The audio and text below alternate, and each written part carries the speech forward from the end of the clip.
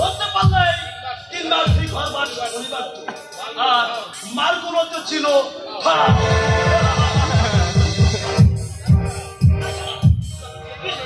যেভাবে আমার পিছু নিয়েছিল একটা গুলি করলে একদম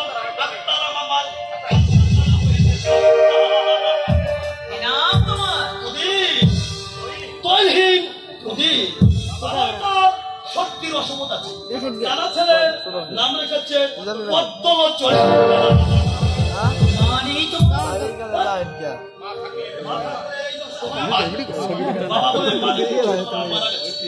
আমি মানুষ তার মধ্যে লেখাপড়া শিখেছি হঠাৎ একদিন কলেজ থেকে বাড়ি এসে দেখি বাবাকে পুলিশে ধরে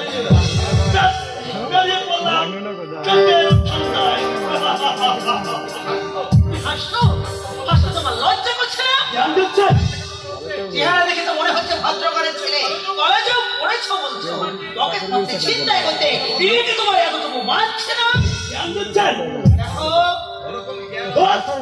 ওরকম জ্ঞান অনেক মোল্লাই যেতে জানে, কিন্তু পেটের ভাত কেউ দেবে না।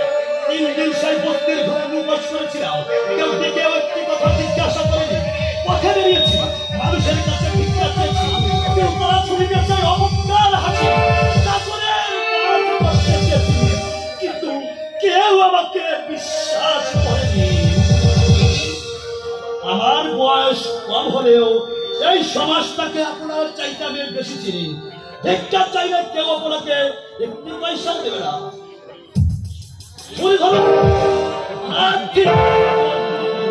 দেখবেন এই দুনিয়াগুলোকে চালাবে। কিন্তু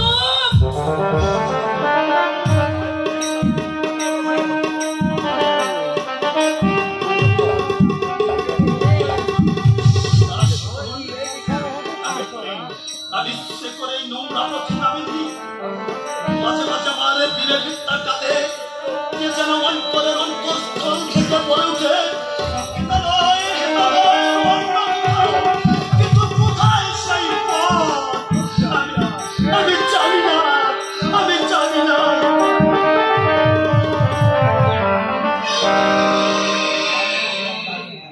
যা ভেবেছিলাম ঠিক তাই,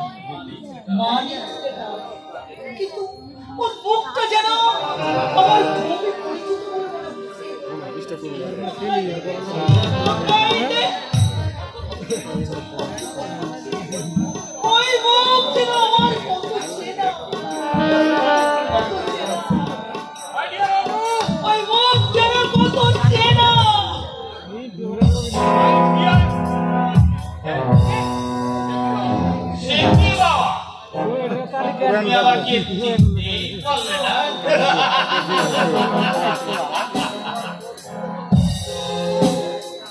আমি তোমার পতি দেবতা শ্রী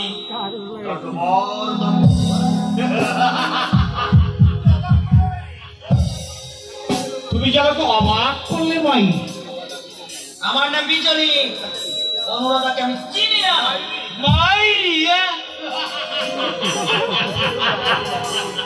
কত রঙই তুমি জানো বাবা।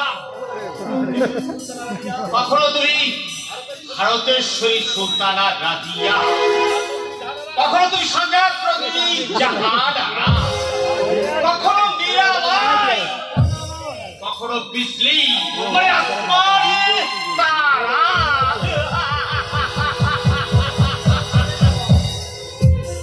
তোমার রূপের অন্ত নেই বাবা। বলছি কি জন্য এসেছো? বলছি বাবা, বলছি ভীষণ খিদে লেগেছে ভাই।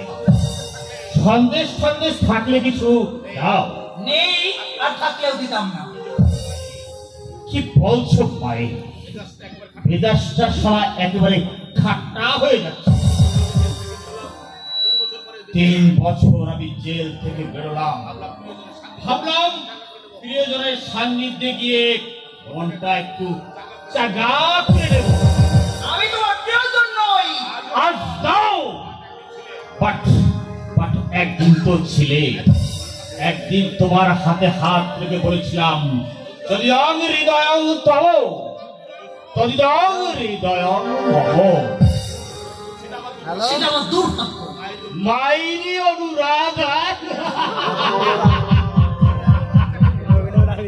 তুমি সারা এমন সব চেটান কথা বলো, মেজাজটা সারা একবারে কাটা হয়ে যাচ্ছে।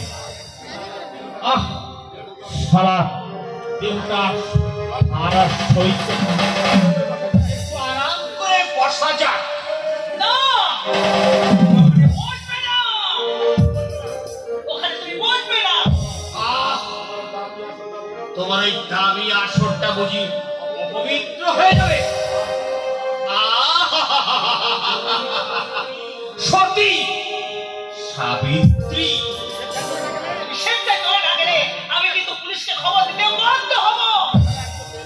তুমি সারা একদম বেরসিক কেন বাইরি? একদম সারা আমাকে পাত্তাই দিতে চাইছো না। এত করে খোসামত করলাম, মেয়েটাকে কার কাছে রেখেছো? একবার ঠিকানাটা আমাকে দাও, আমি গিয়ে একবার দেখে আসি। হাজার হোক, আমি তো তার জন্মদাতা পিতা।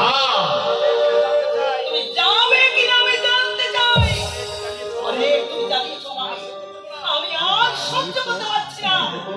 কি যে বলো ভাই, জেল থেকে বেরিয়েছি, হাতে সারা একটা পা নেই। 3টি বছর আমি খুব শান্তিতে ছিলাম, তোমার অত্যাচার সহ্য করতে হয়নি। নাটকে পড়াবার নাম করে অতি বয়সে তুমি আমার কাছে 200 কোটি টাকা নিয়ে গেছো। কি আশ্চর্য! এটাকে তো আমি কলেজে ভর্তি করে দিয়েছিলাম, আজ বস্তিতে গিয়ে শুনি পালিয়েছে হারামজাদা। আমি না হয় জেলে গেছি, তুই এই 3টি বছর কোন রকম চালিয়ে যেতে পারলি না। কত দিতে হবে? আবার বলছি মানে 1000 কিনে দাও। অত টাকা নেই আমার কাছে, অল্প কিছু আছে, নিয়ে চলে যাও। এর পরেও যদি তুমি এখানে আমাকে বিরক্ত করতে আসো, তাহলে পুলিশে খবর দিতে আমি বাধ্য হব। একটা কথা মনে রেখো, আমার ধৈর্য কিন্তু সীমাহীন নয়।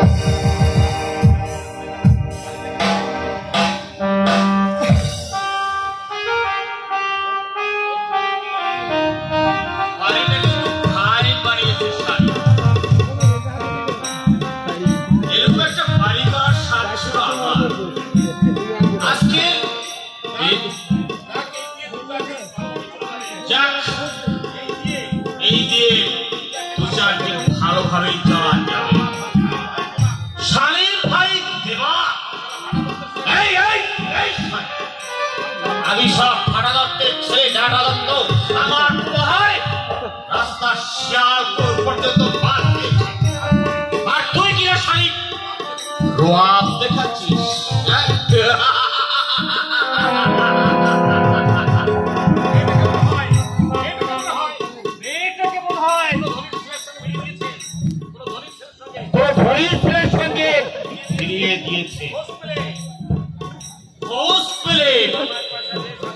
জামাইয়ের পয় বেশ আরামসে চলা যাবে।